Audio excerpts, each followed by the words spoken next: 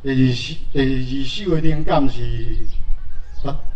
就是台湾栾树、台湾栾树吼。台湾栾树，咱家己本土的名叫做苦灵仔菇，吼，应该是苦灵一点菇啦，吼。苦灵的舅舅，苦灵大家知啦吼。苦灵的舅舅蛮好记的吼，苦灵仔菇。这种花是世界吼，世界十大名树之一啦，吼，咱台湾本土内底排第一名，对不对？吼，这是咱家己本土的树啊，的树种，吼。我就是有一届机缘吼，伫半路吼，伫半路咧拄着，等于是去养老院啦，去养老院的时阵吼，去看到讲台湾栾树吼。咱台湾的栾树吼，伫冬天的时阵吼，花开了了，迄个花吼，慢慢伫面顶打起变黄吼，但是伊袂落，伊共款搁甲边条条，搁甲迄台湾栾树的青叶吼，甲伊边条条，边条条了无尾放，所以我感觉足感动，我感觉讲，人讲少年夫妻老来伴啦，吼。迄时阵看到一个台湾栾树下面有一个老翁仔，塞着因某的轮椅，两个人伫咧树骹伫咧开讲，我感觉足感动的，所以我写了这个栾，这个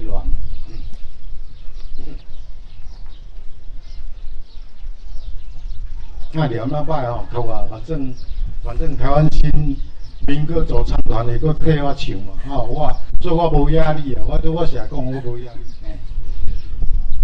栾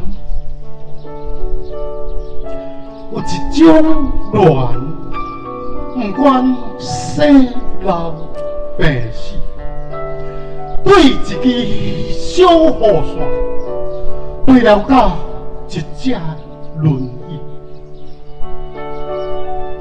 有一款情，不惊山崩地裂，对一口一大楼，牵到盘古开天。爱花不是通花开，疼花不是通花水。爱你叫弟弟，爱你流鼻水，爱你温柔伶俐，嘛爱你嘴啊翘翘无讲理，爱你日炎天，爱你月暗夜，爱你红歌恰恰，嘛爱你他们白白热世事。